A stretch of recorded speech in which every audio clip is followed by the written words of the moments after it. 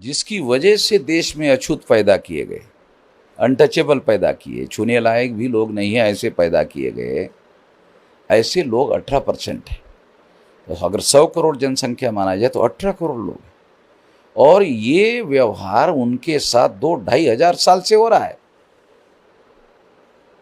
तो एक फाइल्स जो है वो मूल निवासी अछूत लोगों की बनाई जा सकती है। से भारत मुक्ति मोर्चा के राष्ट्रीय अध्यक्ष उपस्थित थे। हम लोग देख रहे हैं देश भर में तमाम तरीके के भी समस्याएं और तमाम तरीके के जो समस्याएं निर्माण की जा रही है, उसी के ऊपर आज चर्चा करने के लिए हमारे साथ मौजूद हैं। आपका बहुत बहुत स्वागत है। धन्यवाद। अभी हम लोग सर एक चीज़ ये देख रहे हैं कि बड़े पैमाने पर रामनवमी के दिन देश भर में जो दंगे फसाद हुए हैं, इसको आप किस तरीके से देखते हैं? ये जो अल्पसंख्यक ब्राह्मण लोग हैं, अब ये केंद्र की सत्ता पर बीजेपी के नाम से काबिज है, मगर किसी समस्याओं का समाधान करते हुए दिखाई नहीं दे रहे। तो लोग जो है वो सवाल पूछेंगे। और 2014 से वो सत्ता में है और आज की तारीख 22 हो रही है। तो लोगों को ऐसा दिख रहा है कि कोई समस्या का समाधान होता तो दिख नहीं रहा है। तो धीरे धीरे लोगों का असंतोष बढ़ रहा है। असंतोष बढ़ रहा है तो उनको लगता है कि 2024 के चुनाव के लिए ये घातक हो सकता है और विरोधी पार्टी के लोग इकट्ठा हो रहे हैं। ऐसी स्थिति में क्या किया जा सकता है, ये एक समस्या उनके सामने खड़ी है। तो उस बात को ध्यान में रखते हुए उन्होंने उनका पुराना फार्मूला जो हिंदू मुसलमान का मामला बनाने के लिए उन्होंने फिर रामनवमी का बहाना ढूंढकर रामनवमी के माध्यम से फसादात करने का कार्यक्रम शुरू कर दिया। और इस वजह से ये फसादात जो है ये एक ध्रुवीकरण का हिस्सा है, ताकि चुनाव में लोग अपनी समस्याओं के बारे में सोचकर विचार करके वोट ना डालें, बल्कि हिंदू मुसलमान के मुद्दे पर वोट डालें। जिसकी वजह से क्या होगा, जिसकी वजह से बीजेपी को फायदा होगा, आरएसएस को, विश्व हिंदू परिषद को फायदा होगा। ये सारी बातें। इसमें एक बात अभी हमने जो देखी है कि बड़े पैमाने पर बुलडोज़र चलाने का काम किया जा रहा है। जो मुस्लिम बस्ती है वहाँ पर बुलडोज़र चलाने का काम किया जा रहा है। तो अभी तक तो केवल बुलडोज़र बाबा सुने थे, अभी मध्य प्रदेश में बुलडोज़र मामा भी आ गए हैं। इस पर क्या कहें? हाँ, ये एक अच्छी बात आ गई है कि अब तक हम लोग बुलडोज़र बाबा ही देख रहे थे, अब बुलडोज़र मामा भी शायद। इस बारे में मैं 2-3 बातें कहना चाहता हूँ। एक बात तो ये है कि मध्य प्रदेश के मुख्यमंत्री में और उत्तर प्रदेश के मुख्यमंत्री में कंपटीशन चल रहा है कि कौन कितना ज़्यादा मुसलमानों पर बुलडोज़र चला सकता है। कंपटीशन चल रहा है। इस कंपटीशन का राजनीतिक फ़ायदा भी है। दूसरी बात है, हैरान करने की बात यह है कि मध्य प्रदेश में जिनके बच्चे जेल में है उनके विरोध में एफआईआर काटा गया। उनके एफआईआर में नाम है कि वो फसाद में शामिल थी, जबकि वो जेल में है। और उसके आधार पर उनके घरों पर बुलडोज़र चलाया गया। तो बच्चों की जो माँ है वो उसने बयान दिया कि हमारी कोई सुनवाई नहीं हुई, हमारी कोई बात सुनी नहीं गई। उसमें विशेष बात यह है कि प्रधानमंत्री आवास योजना के तहत वो घर दिए गए थे और प्रधानमंत्री आवास योजना के तहत जो घर दिए गए थे उस पर बुलडोज़र चलाया गया। तो एक प्रकार से प्रधानमंत्री पर ही बुलडोज़र चलाया गया। बड़ी हैरान करने वाली बात है और मानव अधिकार का उल्लंघन है। तो इसके विरोध में हम लोग कोर्ट में भी जाने का प्लान बना रहे हैं, उसका डाटा इकट्ठा कर रहे हैं ताकि इस बात को उठाया जा सके। मगर एक बात इस संदर्भ में मैं ये कहना चाहता हूँ कि SC ST OBC के लोगों का इस फसाद में मुसलमानों के विरोध में इस्तेमाल किया जा रहा है। हर बार की तरह इन्हीं लोगों का इस्तेमाल किया जा रहा है। राजनीतिक नेतृत्व भी मध्य प्रदेश का OBC है, उसका भी इस्तेमाल हो रहा है। जो कैडर के लेवल पर जो बजरंग दल के लोग हैं वो भी सारे के सारे हमारे SC ST OBC के लोग हैं, उनका इस्तेमाल किया जा रहा है। इसमें कहीं पर भी कोई धर्म नज़र नहीं आता है। जो नज़र आता है वो वोटों का ध्रुवीकरण, ताकि अल्पसंख्यक ब्राह्मणों को बहुसंख्यक बनाया जा सके और राजनीति पर काबिज हो सके। एक मूवी भी अभी हाल ही में रिलीज़ हुई है, द कश्मीर फाइल। उसको सरकार टैक्स फ्री की बात कर रही है अलग अलग राज्यों में, और साथ ही साथ में खुद प्रधानमंत्री देश के वो भी उसका प्रमोशन कर रहे हैं, उसको प्रमोट कर रहे हैं। ऐसे माहौल में इसको आप किस तरीके से देखते हैं? प्रधानमंत्री का ये आचरण बहुत ज़्यादा गैर जिम्मेदाराना है, क्योंकि कश्मीर में जो कश्मीर फाइल्स बनाई गई है तो वहाँ जिन ब्राह्मणों के साथ बीजेपी के लोग उनको हिंदू कहते हैं मगर वो ब्राह्मण लोग हैं, उनके साथ जो व्यवहार हुआ वो ब्राह्मण होने के बावजूद भी नहीं होना चाहिए, ऐसा हम मानते हैं, नहीं होना चाहिए। मगर उनकी संख्या बहुत ज़्यादा हुआ तो 1 आध लाख के आसपास से, ज़्यादा नहीं। मगर जो देश में ब्राह्मण धर्म के अनुसार जिसकी वजह से देश में अछूत पैदा किए गए, अनटचेबल पैदा किए, छूने लायक भी लोग नहीं है ऐसे पैदा किए गए, ऐसे लोग 18% हैं। तो अगर 100 करोड़ जनसंख्या माना जाए तो 18 करोड़ लोग हैं, और ये व्यवहार उनके साथ 2-2.5 हजार साल से हो रहा है। तो एक फाइल्स जो है वो मूल निवासी अछूत लोगों की बनाई जा सकती है बहुत बड़े पैमाने पर, जिसमें इतना भयंकर अपराध की जो है हजारों सालों से, 2-2.5 हजार साल से ये अपराध बताया जा सकता है इनका। तो इसके बारे में तो कोई बात हो नहीं रही है। मगर 1 आध लाख के करीब जो ब्राह्मण है उनके साथ अन्याय हुआ, आधा सत्य वहाँ बताएगा फिल्म में, आधा सत्य। और आधा सत्य जो है बहुत ज़्यादा खतरनाक होता है, और वो बीजेपी के लिए, RSS के लिए फेवरेबल बात वहाँ की गई है। इसलिए हो सकता है कि वो लोग जो है फाइनेंस करने वाले लोग भी उनको वही लोग हो। अभी हमें तो वेरिफिकेशन नहीं किया है, मगर ऐसा हो सकता है, क्योंकि वही लोग प्रमोट कर रहे हैं। प्रधानमंत्री जो संवैधानिक पद पर बैठे हुए वो प्रमोट कर रहे हैं, तो हैरान करने वाली बात है।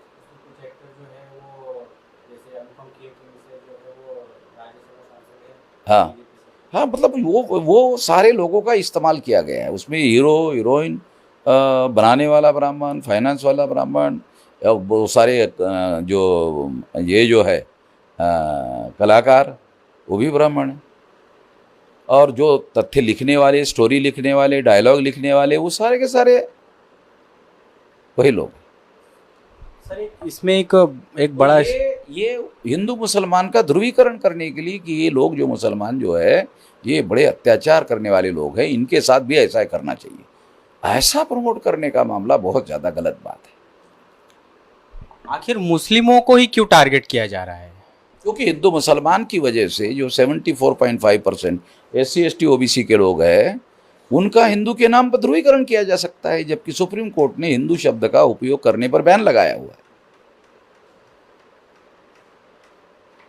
हिंदी शब्द जो है वो गाली गलौज वाला शब्द है, और सरकारी महकमे में इस शब्द का उपयोग नहीं किया जाना चाहिए।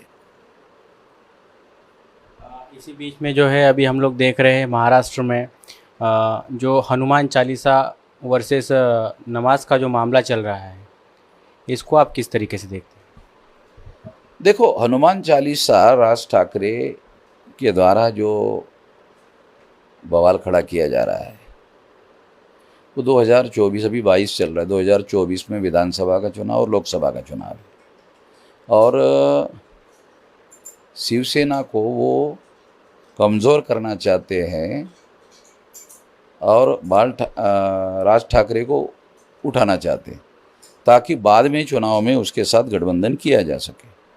अभी बाई इलेक्शन में 5 विधानसभा का चुनाव, 5 जगह बीजेपी हार गई, तो उनको लगता है कि लोकसभा के और विधानसभा के चुनाव में हमारी बुरी हालत होगी, तो इसके लिए राज ठाकरे को प्रमोट किया जा रहा है। उसकी सारी प्रचार आगाड़ी बीजेपी वाले संभाल रहे हैं। तो मेरा ये कहना है कि तुम जो है मस्जिद के पास जाकर हनुमान चालीसा क्यों पढ़ रहे हो? तुम्हारे मंदिर में पढ़ो, तुमको कोई दिक्कत नहीं है। किसी मुसलमान ने तुम फटाके फोड़ते हो दिवाली में, कोई ऑब्जेक्शन तो नहीं लिया। धुली में बम मारते हो, ऑब्जेक्शन नहीं लिया। डांडिया रात के 2 बजे तक खेलते रहते हो, कोई मुसलमान ने ऑब्जेक्शन नहीं लिया है। उनके ऊपर भी तो असर पड़ता होगा उसका। पोल्यूशन होता हुआ तो सुप्रीम कोर्ट भी मानता है पोल्यूशन हो रहा है, फिर भी आप कर रहे हो। मुसलमान ने किसी ने ऑब्जेक्शन नहीं लिया। और तुम्हारे मंदिर में अगर तुम हनुमान चालीसा पढ़ना चाहते हो तो किसी मुसलमान ने कोई आज तक ऑब्जेक्शन नहीं लिया, पढ़ो। तुम्हारे धर्म का मामला है, तुमको करने की पूरी आज़ादी है। मगर ये धर्म का मामला नहीं है, राजनीति का मामला है। राजनीतिकरण करना चाहते हैं। मैं तो ये कहता हूँ, राज ठाकरे को चुनौती देकर कहता हूँ कि उसको ये हनुमान चालीसा याद भी नहीं होगा। वो बुद्धिमान आदमी है, मैं मानता हूँ, मगर उसको हनुमान चालीसा याद नहीं।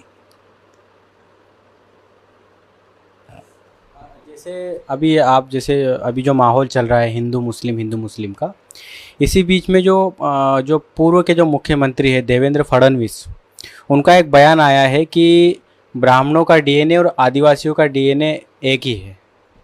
एक ब्राह्मण को ऐसा कहने का अधिकार नहीं है आदिवासी के डीएनए के बारे में। आदिवासी के लोगों को कहने दो ना कि आदिवासी का डीएनए और ब्राह्मण का डीएनए एक है, मगर ऐसा है नहीं। डीएनए का जो रिपोर्ट है कहता है वो ऐसा है नहीं। ब्राह्मण का डीएनए अलग है, आदिवासी का डीएनए अलग है। डीएनए साइंस ने ये कहा है।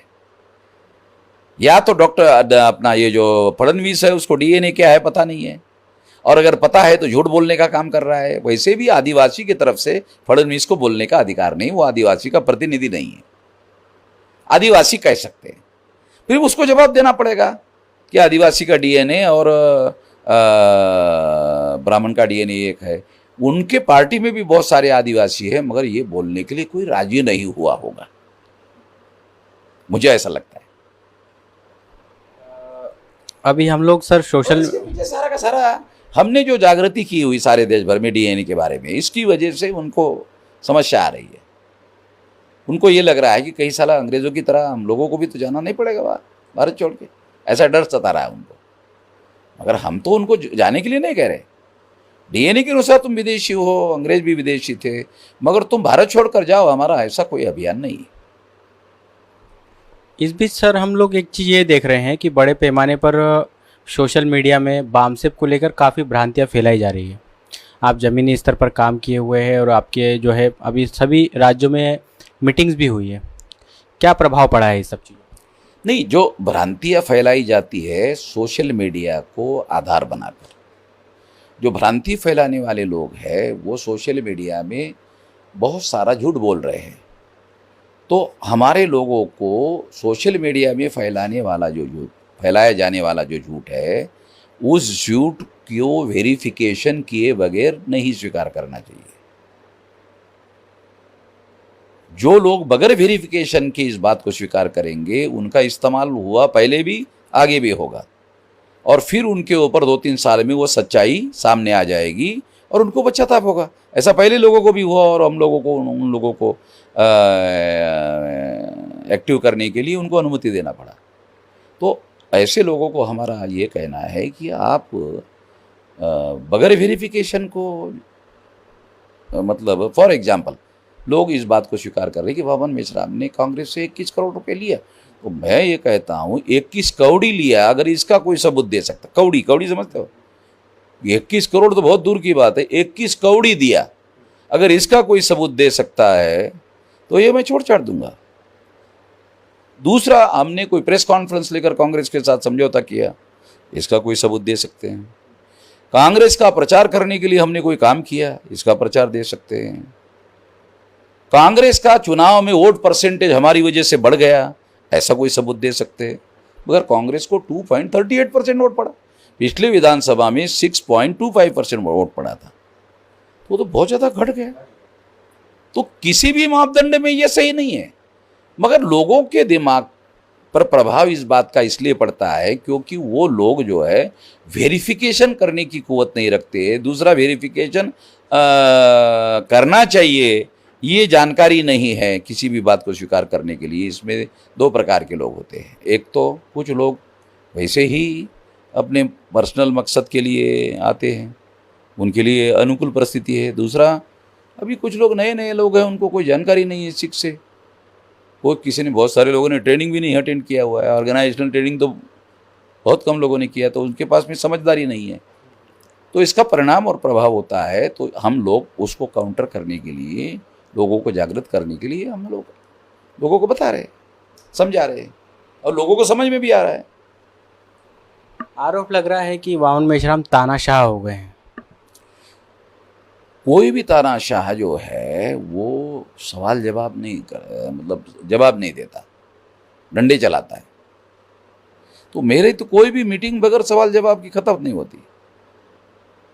मगर मातंग ने जो 5 तारीख को मीटिंग की, वहाँ नितिन कांबड़े ने सवाल पूछा, उसको भगाया गया। तानाशाह तो वो लोग तरीका अपना रहे, मैं तो सवाल जवाब कर रहा हूँ। जो तानाशाह होता है वो जवाब नहीं देता, ये फंडामेंटल प्रिंसिपल है।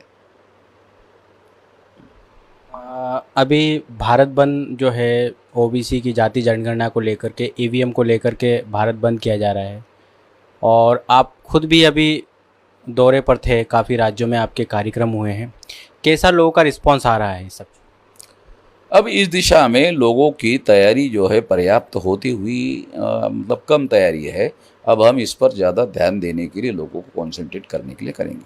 संभवतः लोगों का ध्यान मई महीने में इस पर कॉन्सेंट्रेट हो जाएगा। वैसे ये ज़्यादा से ज़्यादा 8-10 दिन की तैयारी का मामला है, ज़्यादा लंबा मामला नहीं, क्योंकि पुराना तजुर्बा है हमारे लोगों के पास 2-2 बार भारत बंद करने का। वो हो जाएगा, हम करेंगे।